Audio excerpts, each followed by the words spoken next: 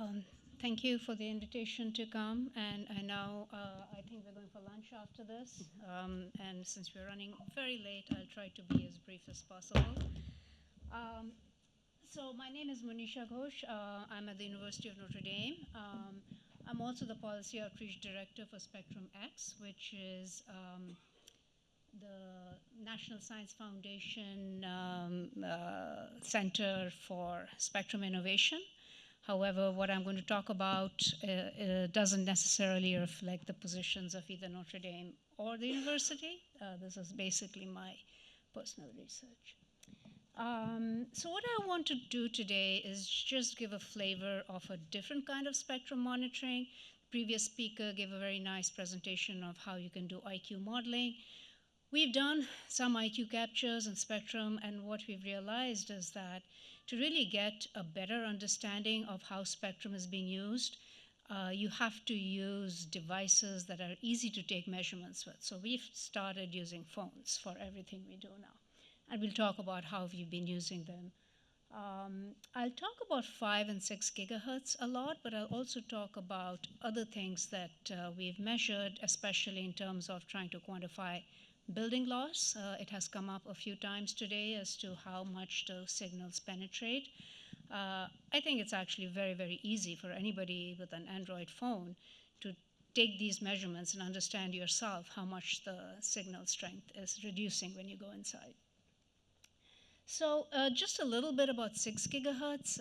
My opinion about 6 gigahertz, and I'm not saying this just because I was at the FCC when we came up with the rules, but I truly believe that when you have 1.2 gigahertz of spectrum available, locking away even half of it or even 700 megahertz of it for one particular use is just a bad move.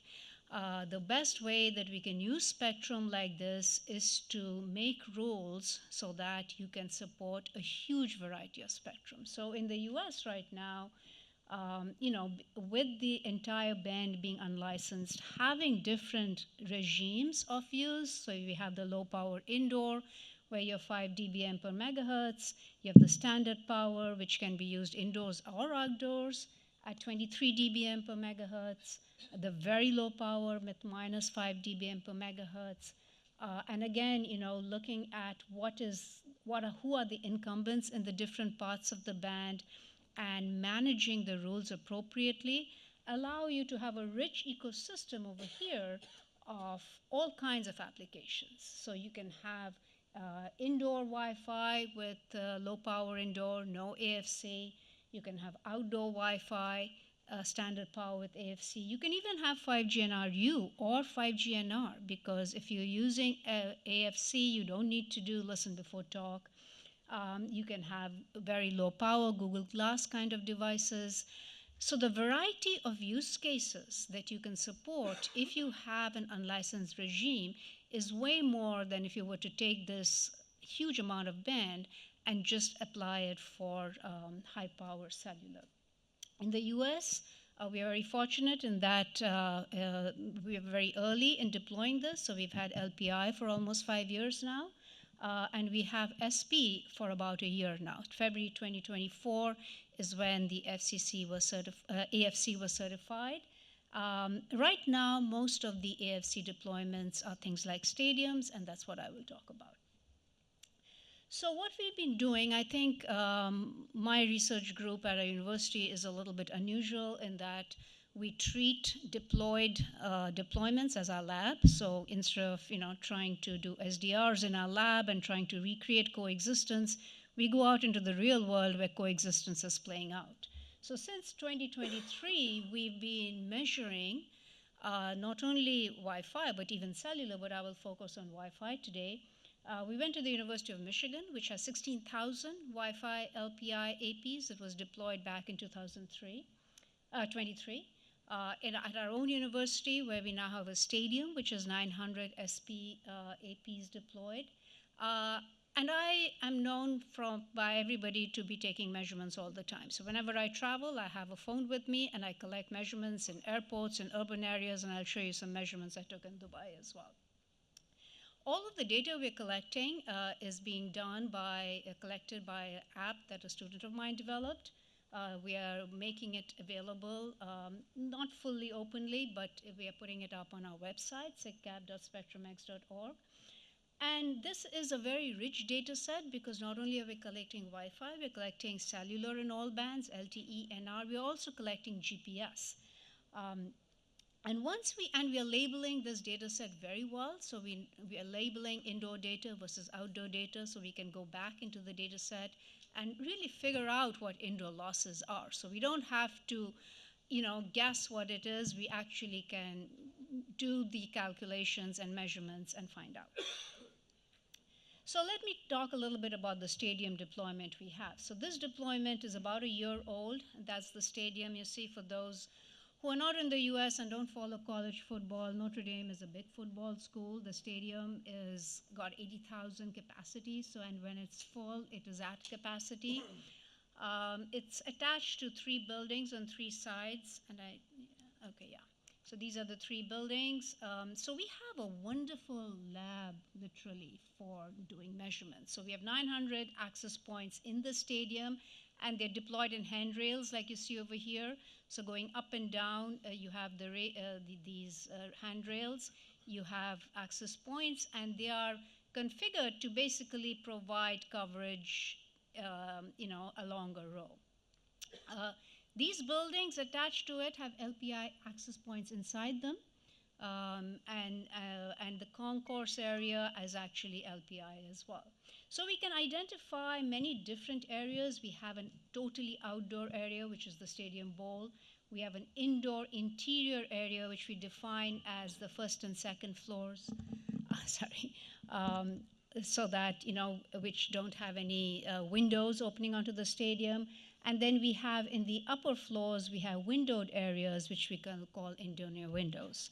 So by carefully doing measurements and analysis, we really get a very good picture of how all of this is coexisting. We also have 6 gigahertz fixed links. So this is an area which is not totally free from incumbents. However, we have looked at the fixed links. None of them actually go over the stadium. They are in the vicinity. But this is the stadium over here, and these are all the links in the vicinity. So this, again, gives you an idea of why it is so important to have Wi-Fi kind of low power in this band, because these fixed links, at least in the US, are everywhere. So even in our small campus, we have about 3 or 4 fixed links that are in the neighborhood. These links would have to move if you were to try and allocate this to high power cellular, whereas we can now use all of that band in the stadium right here and manage the spectrum so it doesn't interfere. So these are the 3 bands that these fixed links are on. You see that the AFC calculates that this particular frequency has a slightly lower allocated power compared to the others, but there are many other frequencies that can be used. The measurement tools that we use are basically an app, as we said, we developed for this particular use over here. Every 5 seconds, we are looking at everything about the Wi-Fi. All of the beacon information is captured. We get, in particular, these parameters, which are really useful, which tells us how many stations are attached to every Wi-Fi access point, what the channel utilization is as measured at the access point. So as you can imagine, if you're collecting this information every 5 seconds over a 2 or 3 hour game when students walking around, we've collected a really nice picture of what is happening in the stadium. We've also taken spectrum analyzer measurements, which we've set up over here. And then my students walk around collecting data. As you can see, it's really, really packed. We use a bunch of different kind of phones, mostly Samsungs and Google phones. And my students have taken measurements indoors as well as outdoors during this. So one of the main results, and there are many results, and I have papers that I'm happy to share with anybody who's interested. But the first thing that we noticed was, and these are measurements from last year when The deployment had just happened. We've done measurements this year as well, which we are still in the process of analyzing. The first thing we did was we compared performance during a game day with a post-game day. So we went in when the stadium is empty and took a lot of measurements. We repeated the same measurements during a game day. The phones that my students were using were all 6 gigahertz capable. And what we noticed is that on a game day, the phones would almost always connect to 6 gigahertz only. Whereas when there wasn't a game, about 75% of the time, it would connect to 5 gigahertz. So this, in fact, tells you that during a game, the 5 gigahertz is totally congested already. And so the additional 6 gigahertz gives you the additional bandwidth you need to support 80,000 people. And if you look at the link speed also, during the game day, it actually decreases because you have a lot more traffic, but you will see that during the 5 gigahertz versus 6 gigahertz, you have the 6 gigahertz is definitely providing you a lot more throughput. The other number I would like you to look at is that we took these measurements about a month after the deployment was live, and already from the back end, we saw 14% of clients were connecting through 6 gigahertz rather than 5 gigahertz. So clearly, the uptake of this new band is very, very rapid, and it's providing much needed capacity. Coexistence. We've talked a lot about indoor and outdoor. Can you have the exact same frequency being used outdoors and indoors? What we found is that when we look at the signal strength and we measure a standard power outside, and this is the signal strength, and these are so-called violin plots, which, the middle is the median. So indoor near windows, so if you looked at that picture I had up near the upper regions of the stadium, the indoor near windows environment looks very much like outdoors. So when we're talking about indoors and outdoors, the human version of what we call indoors and outdoors is not the same as the RF version of what indoors and outdoors is, right? It depends a lot as to what is separating these two. And so we have to be very careful when we are thinking about indoors versus outdoors, that we keep in mind that if you have windows, it's going to be very different than if you were inside. So if you look at the indoor interior, which is the first and second floors of those buildings, which are deep interior, there you barely measure the standard power. And there you have high power with the LPI. And you can see over here too, the LPI and the SP in that transition phase between windows look very similar. So I think the key takeaways is that you have to be very careful. If you have a truly indoor interior environment, well insulated from outdoor, then it is okay, you can coexist. If not, you're going to get interference in those boundary regions. And remember, this was not even with high power cellular and low power Wi-Fi. It was with standard power Wi-Fi and low power Wi-Fi, which are not that different in power. Again, there's a lot of questions being raised as to, is the full 6 gigahertz being used in the US? Absolutely. If you'll see the number of unique BSSIDs, these blue ones are the standard power and the red ones are LPI. Indoors, you see a lot more LPI, the red. Outdoors, near windows, and outdoors, it's a lot more SP. But the whole band is being fully used. There is no notion that only part of the band is being used. I will skip this and I will go to something which I think, yeah. So this is very new. This is results from this year, where we've also done comparison with cellular performance in the stadium. So we looked at downlink, uplink, and latency. The 6 gigahertz is this blue curve here. The 5 gigahertz is the green curve. And as I said, because we're not connecting to 5 much, we don't have much data points. That's why you see the straight line. And then the red is AT&T, black is T-Mobile, and blue, this blue is Verizon. So you will see on the downlink throughput, and this was during the game, the only cellular provider that's better than the 6 gigahertz is T-Mobile, but there is a DAS installed in the stadium that has been upgraded for T-Mobile, right? So this is not just your normal macro deployment, there's a DAS in there. But even with the DAS, you'll see the uplink throughput and the latency of 6 gigahertz performance is much, much better than the cellular. So this goes back to, I think, what Chris was saying as to, especially, and we've done this observation, but what are people doing in a stadium on their phones?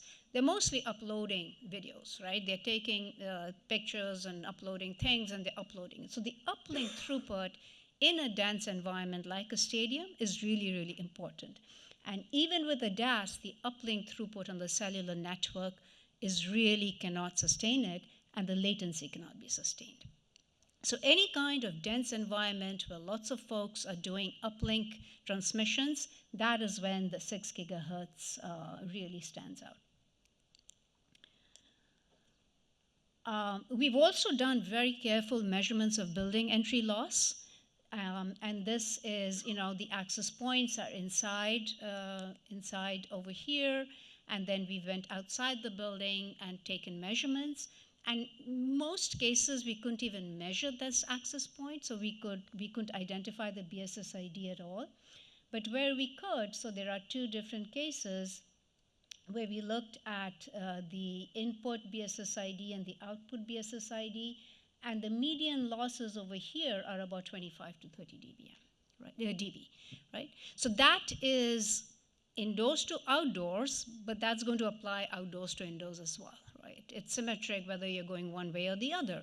And so this is the kind of losses that cellular and 6 gigahertz is going to face. And we've done a lot of measurements, and pretty much this is uniformly the case that you're looking at 25 to 30 dB of building entry loss, especially in office buildings. And this is, of course, the same thing that is allowing LPI to coexist very well with outdoor incumbents, right? Because you have this much building loss, you can deploy LPI very densely inside, and it's not going to interfere with your incumbents. So what unlicensed low power does is leverage building loss. What high power cellular and 6 gigahertz will have to do is fight building loss if they're trying to serve indoor customers. Now, this is, again, an example of the kind of stuff I do. Wherever I travel, I carry my phone. So I was in Venice earlier this year for a conference, and I was quite surprised to see 6 gigahertz deployed in the Venice airport, right? So I took some measurements, and then I went back home, and I had my students compare with measurements we've done at another airport in the US, which is Chicago, which also has 6 gigahertz. Except in the US, 6 gigahertz is using all channels. In Venice, it's using only the lower. Venice is also using 20 megahertz channels. In the US, we're using 40 megahertz. So what you end up with in Venice is, okay, so you have a few more 20 megahertz channels. Because there are not enough channels for you to go to 40, you're not really giving users a better experience in terms of bandwidth. So you're going to still have 20 megahertz channels and in 6 gigahertz instead of 5. The more interesting is when we look at the channel utilization number, we see that in 6 gigahertz, because you still have smaller channels, the channel utilization number, which is 5.88%, is much higher than the 6 gigahertz channel utilization number, which is 0.39. So this, again, reinforces the fact that just getting half the bandwidth for Wi-Fi will basically mean that you're going to have more 20 megahertz Wi-Fi channels, which is not necessarily going to give, it's really not going to change anything. So you've really not made much progress in improving your Wi-Fi, and you're not going to make progress with cellular because it's not going to penetrate indoors. So anytime when we're looking at dense environments like stadiums and airports, you really want to have this better performance. So another measurement, and this is on my way over here, I went from Chicago to Newark to catch my flight there, and I took measurements in Newark. Newark, unfortunately, hasn't yet deployed 6 gigahertz, so it's only 5 gigahertz there. And we looked just at the airport SSIDs, and they're all 40 megahertz channels. But look at the amount of channel utilization you're seeing in Newark, all because it's all on 5, those channels are getting crowded. Whereas if you look at Chicago on 5 and 6, the 6 is still catching up because not all devices are 6 gigahertz capable. But it is definitely reducing the traffic on 5. So again, this is another example of how you want, if you really want to make a difference in connectivity in crowded spaces, you really want to take the 6 gigahertz and put it towards Wi-Fi. The other thing I'll note is that in neither of these locations was mid-band 5G available inside the airport. So you had low-band 5G and you had LTE, but again, because you're indoors, none of those 5G carriers could penetrate indoors. And so it's highly unlikely that 6 gigahertz cellular was going to penetrate indoors either. So allocating upper half to cellular is, again, you're going to come up with a solution which is neither here nor there. The one thing I should point out is what the 5G that really works very well in the Chicago airports is 5G millimeter wave. So that's the only place where I've seen 5G millimeter wave work really well, because they have deployed it inside. So they aren't trying to get inside coverage from outside. They've actually deployed small cell base stations and 5G millimeter wave inside.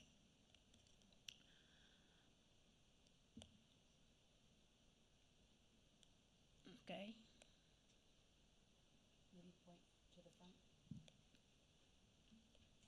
Okay. Okay. Now this is brand new data, hot off the presses. This was something I measured last night when I came in, and today. So this is, I just looked at N77. By the way, Dubai has excellent 5G coverage, I must say that. So this blue line you see was the signal strength I measured just on N77 while driving from the airport to my hotel, and this is the probability distribution function of that. Then I went inside my hotel and I looked at what I was getting on N77. It is this one. And then I wanted to make a comparison with a particular PCI. So this one is averaged over a lot of PCIs, a lot of base stations, so it's hard to separate out. Now, PCI 872, I have no idea where it's located, but I received it inside and I received it outside. Look at the difference in just that one hotel. So this, earlier in the day when we were discussing about how good of a 5G are you going to get inside, this is kind of what you can expect. So these are 30 to 40 dB differences, and this is at N77. So when you're going up to 6 gigahertz, you can have very large antenna arrays, you can have very narrow beams and antenna gains. But when that antenna, that narrow beam hits your walls, it's going to attenuate this much. Inside over here, I've been taking measurements, and to me, I don't know, but I'm guessing that there is a DAS in this building because the N77 coverage inside the signal strength is really high. But the PCI that I'm measuring here, I don't measure outside. And the PCIs I'm measuring outside, I don't measure here, which is a real indication that the reason you're getting good 5G coverage inside this building is because you've got DAS in here. So all of this points to the idea that, I don't know where I'm supposed to be pointing this. Yeah? Okay. Could you guys advance your slide up at the upstairs? Can you advance her slide? Okay. Thank you. Yeah. So anyway, this is the last slide, and the other slide has a list of my papers. So I think one of the things that we are doing in our research is really, really trying to get some data behind these debates about what we should be doing with these new bands, indoors, outdoors. What is the use case? How are they being used? What is the building entry loss? And we are in the process of analyzing our measurements from this year's games, and I think we are going to see this number go up quite a bit. we are really not going to be able to necessarily share very well with LPI inside with very high power unless we are deep inside a building. If you have windows, you are going to experience some kind of interference. But however, having said that, I think that can be managed. I would strongly urge, no, that if we are trying to coexist with 5G, we try to look at 5G NRU instead of plain 5G NR because that does have a listen before talk component, so it will coexist better with Wi-Fi. So I mean, I'm not going to read it all through because we've been discussing this, various aspects of this all day today.